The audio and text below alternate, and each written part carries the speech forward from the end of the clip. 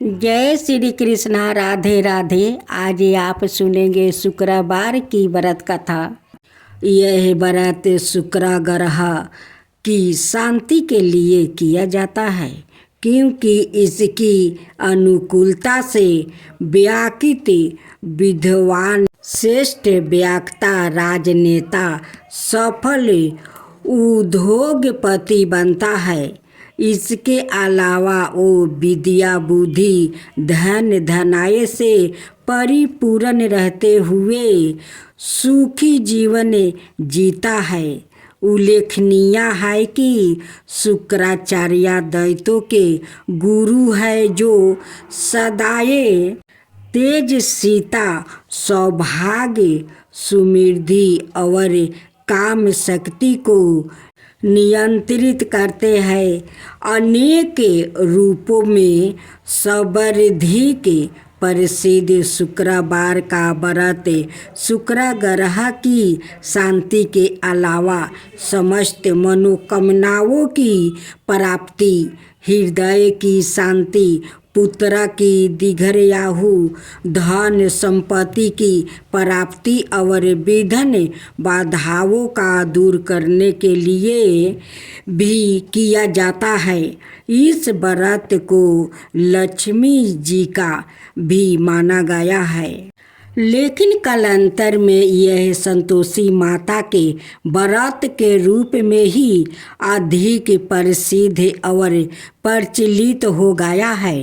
अब तो इस दिन के व्रत को संतोषी माता के रूप में सर्वाधिक मान्यता मिल गई है।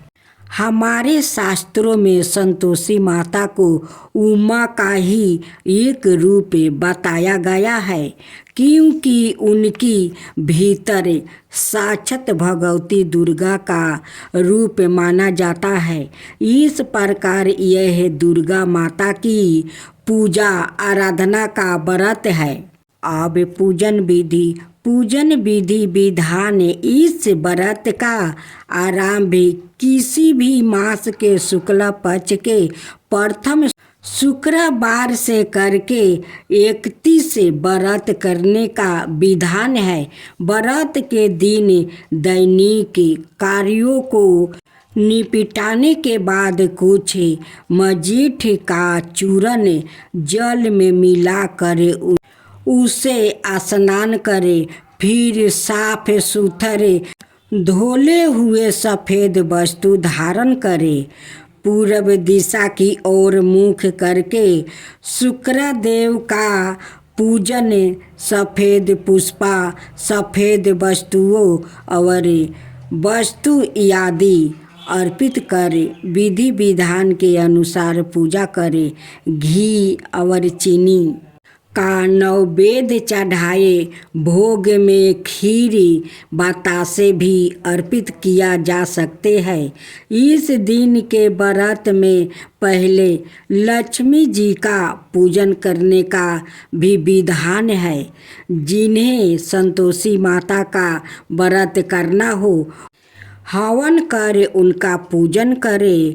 तत्पश्चात संतोषी माता की गाथा को सुने, फिर भोजन सूर्यास्त के 1.5 घंटे बाद करे, जिसमें दूध की चावल से बनी खीर का सेवन अवश्य करे। व्रत के दिन 3 या 21 माला से शुक्राय नमः मंत्र की जप करे। संकल्प।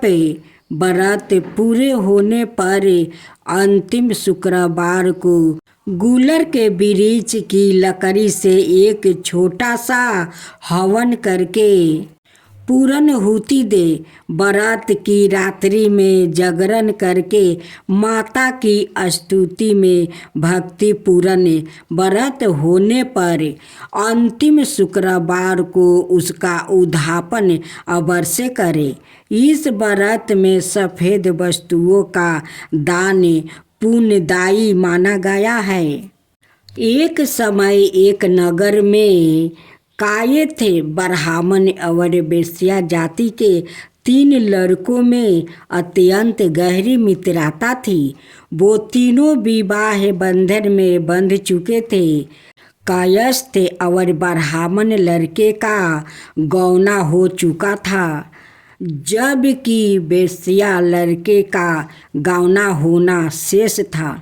एक दिन कायस्थ वो ब्राह्मण लड़का ने वेश्या लड़का से कहा, हास परिहास मित्रा, तुम अपनी पत्नी को गौना करा के घर क्यों नहीं ले आते हो? स्त्री के बिना घर सूना निराश लगता है। वेश्या लड़का के मन में यह बात बैठ गई। वो कहने लगा, आज ही मैं अपनी ससुराल जाकर पत्नी को ले आता हूँ। इस पर ब्राह्मण का लड़का बोला, मित्रा, आज के दिन तुम्हारा जाना ठीक नहीं है, क्योंकि अभी शुक्र अस्त है। जब शुक्र का उदय हो जाए तभी पत्नी को लेने आना। वेश्या पुत्र ने ना तो अपने मित्रा की ना घर के अन्य सदस्यों की बातें नहीं मानी। अपने जिद स्वभाव के कारण पत्नी को लेने चल गया। ससुराल पहुंचकर उसने बताया कि वो अपनी पत्नी को लेने आया है, अत उसकी विदाई कर दे। उसे ससुराल वाले ने भी समझाया कि शुक्र अस्त है, अवस्था में विदाई नहीं करते, लेकिन वो नहीं माना। पत्नी को लेकर जब वो थोड़ी दूर रथ पर चला तो उसका एक पहिया टूट गया। उसके पश्चात बैल का एक पैर टूट गया, जिसके कारण वो बैठ गया और पत्नी को गिरने से चोट लग गई। फिर वो किसी प्रकार पैदल चलने लगे तो डाकुओं से सामना हो गया।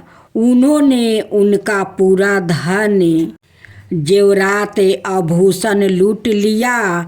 इस तरह अनेक कष्टों को झेलते हुए वो घर पहुंचा तो वहाँ उस वेश्या पुत्र को सांप ने काट लिया, जिससे वो मूर्छित हो गया। यह देख उसकी पत्नी करुणा सवार में विलाप करने लगी। वैद्य ने लक्षणों को देखकर बताया कि इसकी मृत्यु के 3 दिन में हो जाएगी। जब यह सब बातें उसके मित्रों को पता चली तब ब्राह्मण मित्र ने कहा कि सनातन धर्म की परंपरा के अनुसार जब शुक्र अस्त होता है तब कोई अपनी पत्नी को नहीं लाता है, लेकिन इसने हद करके ऐसा किया। उसी के कारण यह सब विघ्न बाधाएं उत्पन्न हुई है। इसलिए तुम दोनों वापस ससुराल जाकर शुक्र उदय होने पर वहाँ से निकलो तो यह सब कष्ट बाधाएं दूर हो सकती है। यह सुनकर उन दोनों को वापस ससुराल पहुँचने की व्यवस्था की गई। वहाँ पहुँचते ही वेश्या पुत्र की आंखें खुल गई और थोड़े उपचार के बाद वो सांप विष से मुक्त होकर स्वस्थ हो गया। सास ससुर ने प्रसन्नता पूर्वक अपने दामाद और पुत्री को शुक्र के उदय होने के पश्चात विदा किया। अपने घर लौट कर वो पति पत्नी आनंद पूर्वक जीवन व्यतीत करने लगे।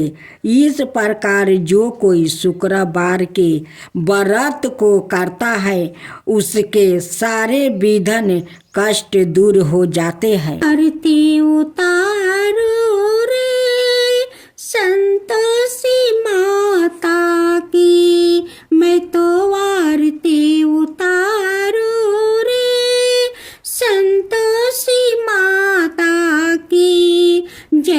जय संतोषी माता जय जय माँ। जय जय संतोषी माता जय जय माँ। बड़ी ममता है बड़ा प्यारी माँ की आँखों में। बड़ी ममता है बड़ा प्यारी माँ की आँखों में। बड़ी करुणा माया दुलारी माँ की आँखों में। बड़ी करुणा माया दुलारी माँ की आँखों में। क्यों ना देखूं मैं बारी माँ की आँखों में। क्यों ना देखूं मैं बारी माँ की आँखों में।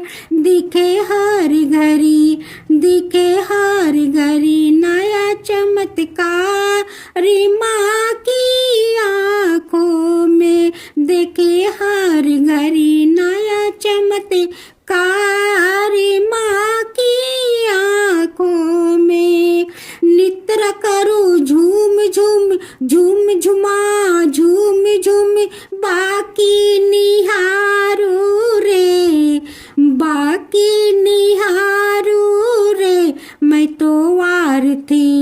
मैं तो आरती उतारू रे संतोषी माता की। मैं तो आरती उतारू रे संतोषी माता की। जय जय संतोषी माता जय जय माँ।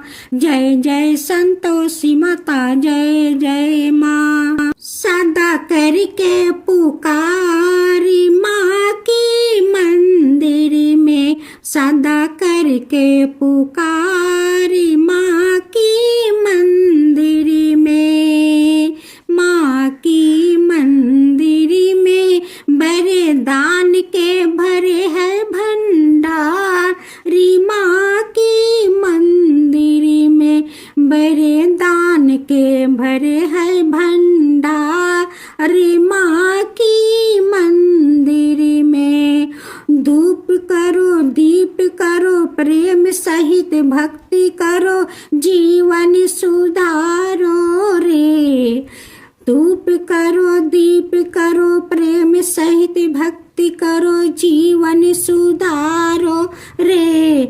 प्यारा प्यारा जीवन सुधारो रे। मैं तो आरती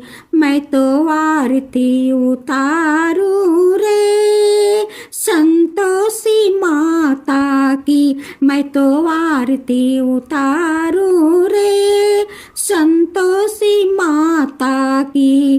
जय जय संतोषी माता जय जय माँ। जय जय संतोषी माता जय जय माँ।